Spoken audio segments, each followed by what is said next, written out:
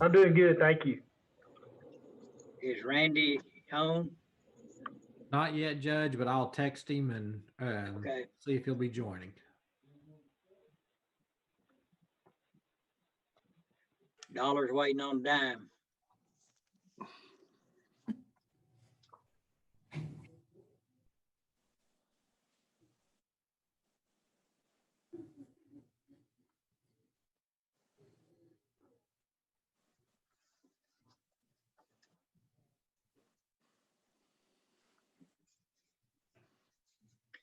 I shouldn't say that about another elected official.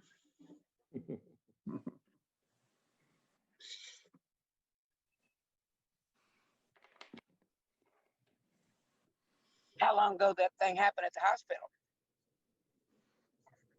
About an hour and a half ago. Okay. Wow. I hope they found that smarty pants. Yeah. Was it a call in? I don't, yeah, it was, well, I don't know. I heard two different stories, so I don't know. Oh, okay. I heard one story, it was a call in, and one story they actually found a package, but I don't know which one's right. Yeah. Okay. Well, did Randy respond? No, sir, and I've asked Cody to try and call him as well. He doesn't look like he's read my text yet.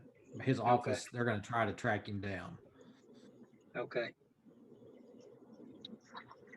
Well, I hate to hold everybody else up. Let's just call the meeting to order. And it was Judge, it was posted the 13th day of November at 1:25 p.m. That's what I was looking for. Thank you. Okay. Under consideration or action, under one, discussion regarding the updated on election administrator job posting. So Anna's on the phone, and Anna, if you would kind of give us an overview of what, since we posted, what activities have gone on. Good afternoon, everyone.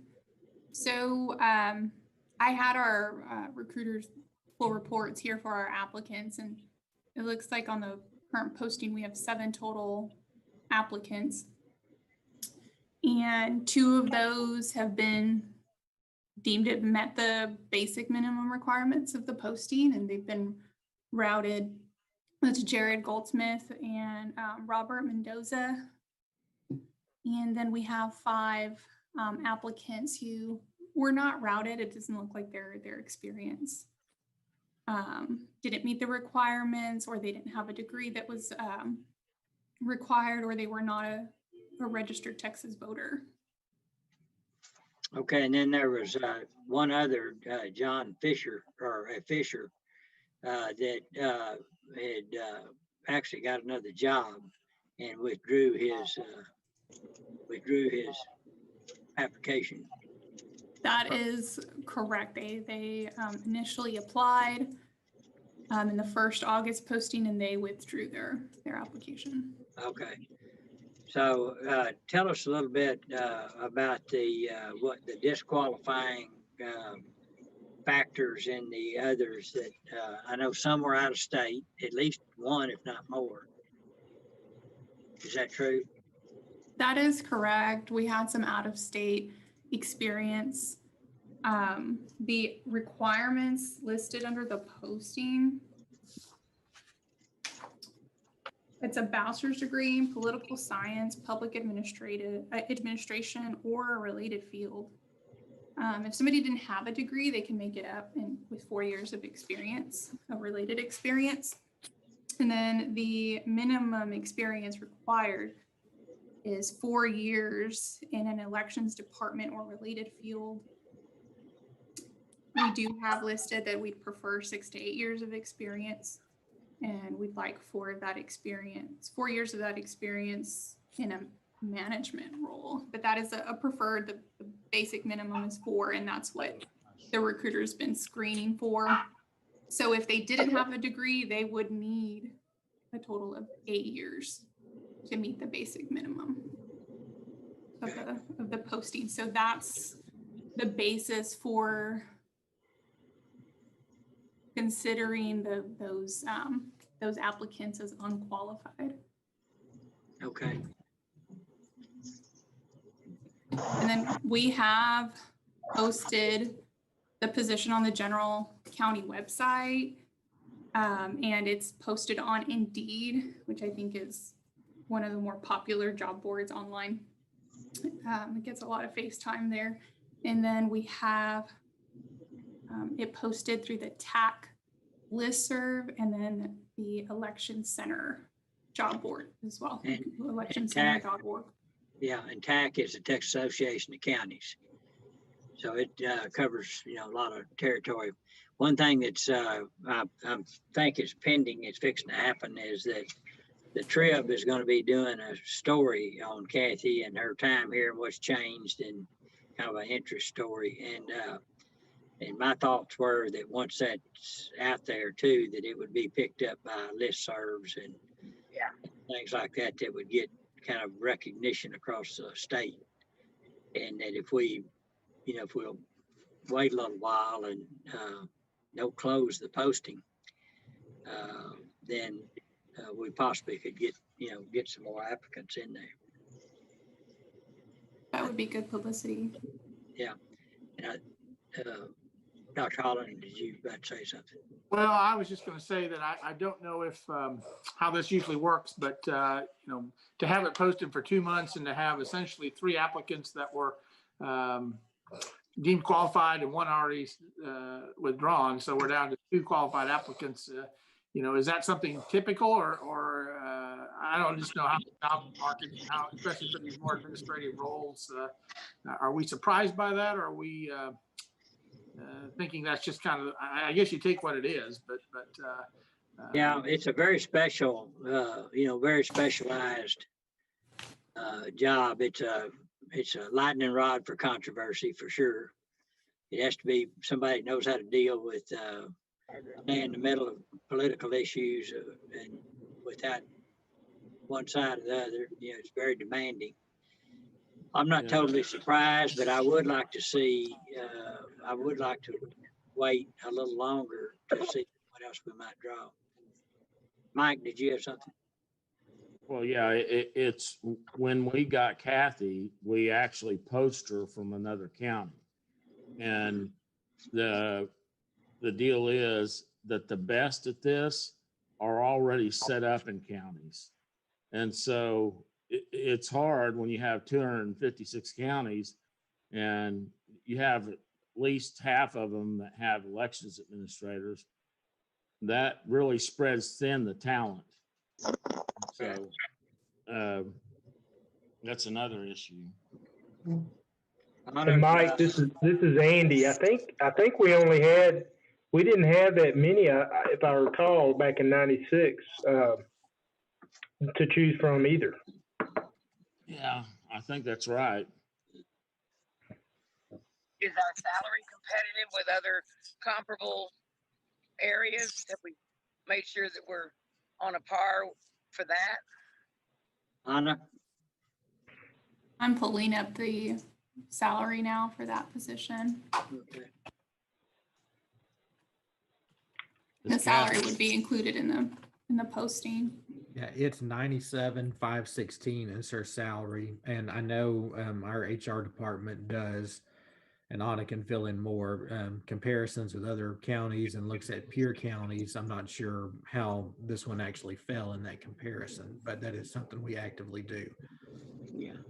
Figured you did. Yeah, this position wouldn't have been an outlier. Would have been a concern with its salary compared to other county administrators.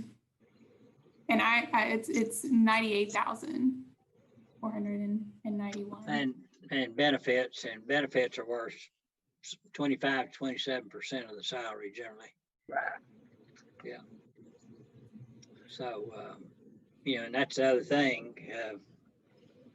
Do you consider paying more, which is a budgeting question that would have to go to Commissioners Court, but, Well, that would be something you would probably have to do if you went and poached one somewhere.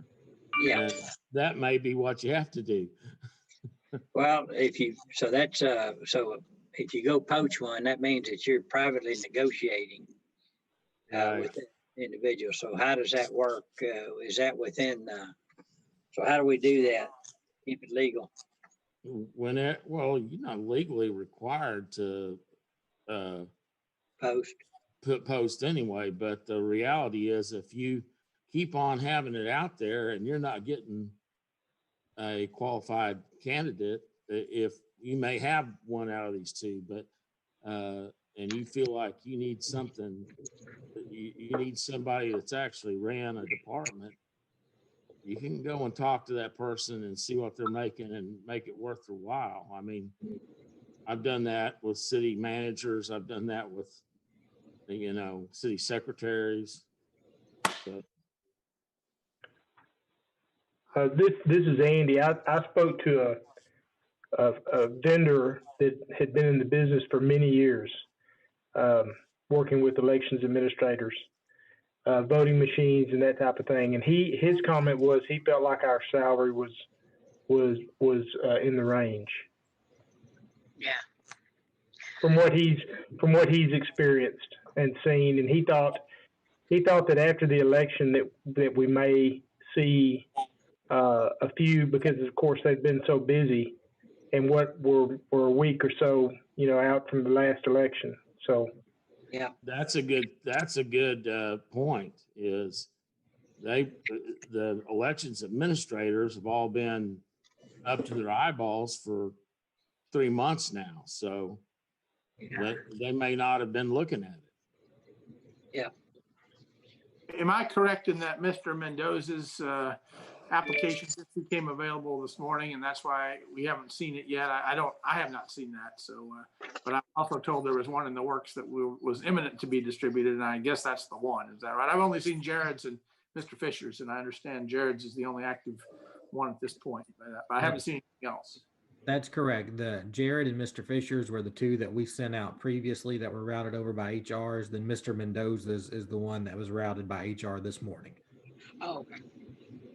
So when I go home, I'll find it on my email. Yes, ma'am. Yes. Uh-huh. And I I think feel like- Andy is spot on with the comment where they've just been flooded, and so they haven't had a chance to really see the posting that's out there, because we're pretty competitive when it comes to salary. It looks like we're, compared to other counties, above the average by 25,000. And the counties we've compared to are Bell, Brazoria, Galveston, Hayes, Jefferson, Johnson, Midland, and Webb.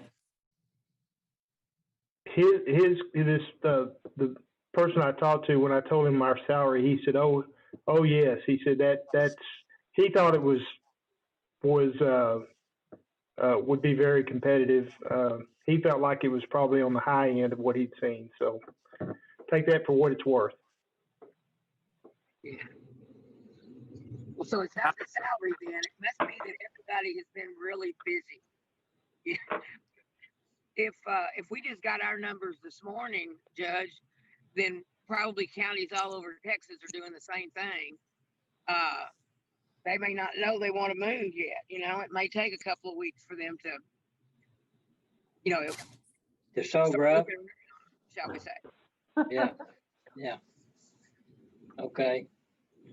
Well, how much of a deadline is the 30th? I know that's when Kathy's last effective day, but if we go to December 1, 2, 3 without having moved on this, does that mean that we are functionally appointing Jared as interim or Well, we can, if we want to talk about an individual, our next agenda item is executive session, and we can talk about that, but we do need to, a solution would be to select an acting or interim person, and so we can talk about that. It looks like our options are limited. When's our next election? You'll have an election in May for the city and school. Okay. and they'll be meeting, they'll be calling their elections in January and February. Okay. Normally, we would meet in December, the end of December, to start working on those contracts. Got it. Okay. So Kathy, this is Andy. Uh-huh. So in your experience, do you feel like it would give enough time for someone to come in and be prepared for May if we hired in January? I think you could wait that late, but like I said, they'll start negotiating, because they'll start calling their elections in January and February. And the office can, certainly do some of those negotiations, if you would decide to have an interim or an acting department head until the point that you actually hire the administrator. But that was the reasoning why I didn't stay till the end of the year, because I didn't want to be a part of the negotiations if I wasn't going to be here for the May election. Okay. And I think you're right, Andy. I think I've even heard from some vendors and some other people, because it could be that some of the people who are in a county where their EA is not going to move and they're in a larger county, maybe some of those assistant EAs might be looking at a position where they could be the EA, considering that their EA is not planning on moving anytime soon. But they have been very involved and only considering getting through the November election and nothing else at this point. And Kathy, is it your experience from your association with the other EAs in the state that once they get into a county, I mean, just like you've been here a long time, do you find that there's much movement from those EAs who've been in counties for a while? I mean, is it unusual for them to job hop, I guess is my question. No, normally, they do stay with it. And like I said, I guess we're a small group and nobody, goes to college to become an EA, but we just fall into it because this is our passion. So I think, and this is a good sized county too. And I can tell you, compared to Bell County, my salary is quite a lot different than it is in Bell County. So it's very competitive. And I think once you, come into a county, you're going to stay with it. I don't think it's, because the EA is the top position. So they're not looking for, and a lot of people, this is a good sized county. So it's not like it's not too small. In some of the larger counties, people, don't really want to job hop to get up to those. They want to stay in a nice sized county like McLennan County is. Okay, thank you. Okay. Can Are I there ask other- a question, Judge Felton? Yeah. There were two, I received two letters, either one last night, one this morning, in the last 48 hours anyway. One from Francis Miller and one from Peaches Henry regarding our upcoming decision-making process. Has everybody received those letters? And is that something we talk about here, or is that something we talk about at the Commissioners Court? Well, no, I think here, and I did forward that out. One I got from Dr. Henry. So I sent it out, and then I also sent out Pat Miller's email, which both of them are kind of similar. The only thing I've got that I've got a little issue with is from Peaches Henry when she says, if you look on the fourth paragraph, fourth bullet point, it says in that last sentence, McLennan County's elections office has been reprimanded by the Texas Civil Rights Project regarding voting rights law violations. And I don't agree that that's what that was. Well, that's an absolutely false statement. Yeah. In fact, if you ask the Texas Civil Rights Project, they will say that we were one of the easiest counties to get along with and fix what they saw as a problem. I don't really think it was a problem, but they said that we were one of the easiest counties to deal with. Well, they sent a suggestion to rectify what could potentially be an issue, and we immediately jumped on it and addressed it, negotiated with St. Louis School and got the deal done. So I don't know, we never did hit a violation, so I'm a little bit off by this thing. But other than that, I understand what they're saying, look at diversity and look at. Yeah, it would be things nice like- to have a bilingual person in the office. I'll tell you that one right now. Do we not have a bilingual? Do we not have a bilingual person right now? No. Okay. The elections I guess administrator some- doesn't necessarily have to be bilingual, but I think it's important if you did at least have someone in the office that was. It helps us out here tremendously. Well, that'll be something that the next administrator can either be the solution or provide the solution. Yes, sir. Yes, sir. Well, Okay. there seems to be two real things. One, leaving it open, leaving the job posting open for longer. And two, whether to appoint an interim, Well, right? I don't see how you cannot appoint them.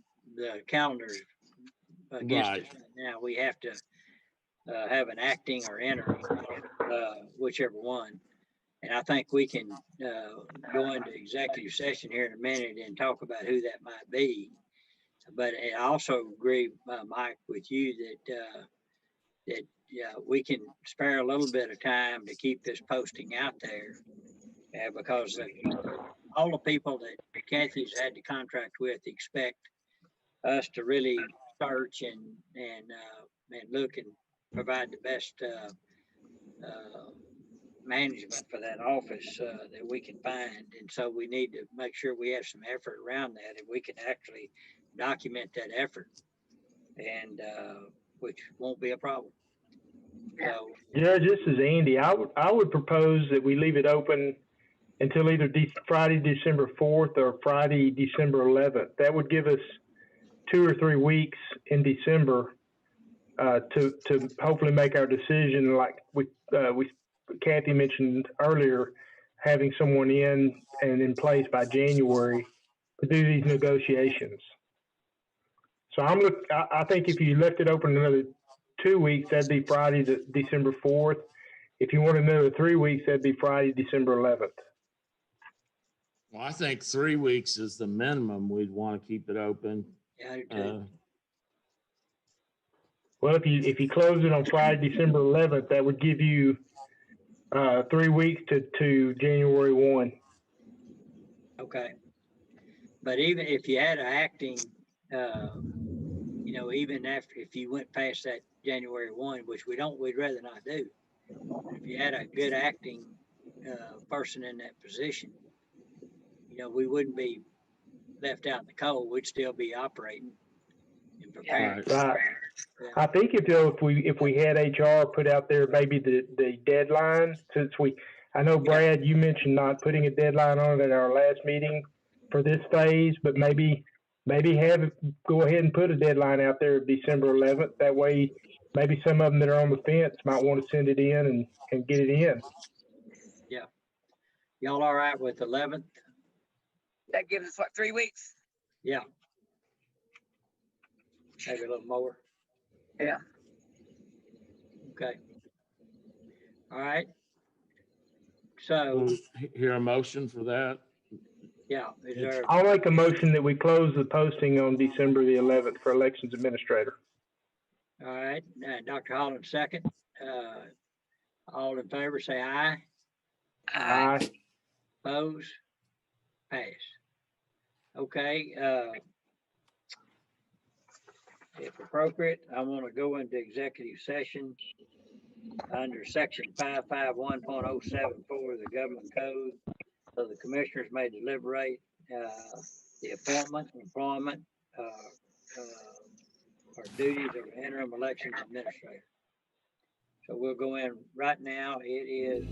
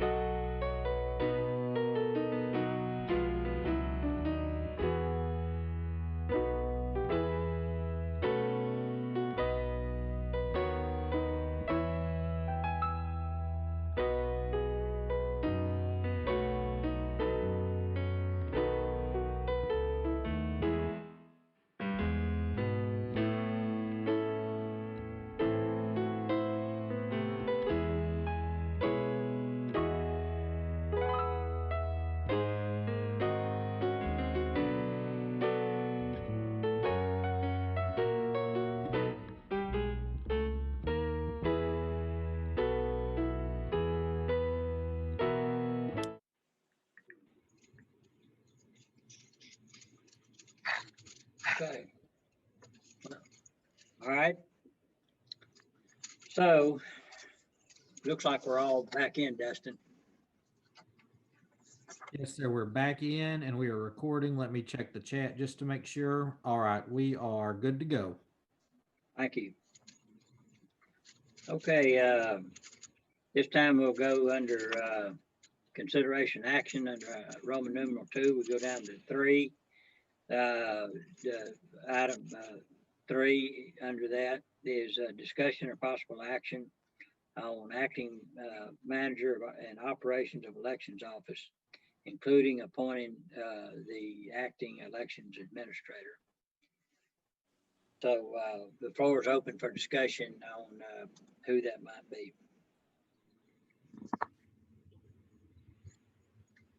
And Andy, you can make a motion now if you. Yes, this is Andy. I'll make the motion that we appoint Jared Goldsmith as acting elections administrator. Okay, is there a second? I'll second. Okay, we have a motion and a second. Any other discussion? I think that would be a little discussion that Jared has got a lot of experience under the tutelage of Kathy. And we feel confident that he can handle this acting position till which time that position's filled for full time. Anything else, anyone else have? I would also say that of the significant issues that we've had in McLennan County elections, the last 2 cycles, all of which have been dealt with successfully, he was the one at the helm, really as an acting person on the ground at the time. And so his ability as a crisis manager, as a problem resolver and a solution finder is well demonstrated in my mind. Okay. And he's darn good on the computer too. We have one of the best websites of, I think we're in the top 10 really smoking election websites in the state. So he's done a wonderful job with our technology piece. Good. Okay. This is effective December 1. Now the acting is, yes, yeah, it'd be on the first day after Kathy's last day. That's Okay. right. Good point. Thank you. Thank you. All right. All right. Did we vote? Okay. No, we have not. We have a motion and a second. This is so exciting. I lost track there for a second. All right, we have a motion and a second. Any other discussion? No other discussion. All in favor, say aye. Aye. Aye. Opposed? Pass. Okay. Kathy, if you and Dustin will talk to Jared. Okay, All right. very good.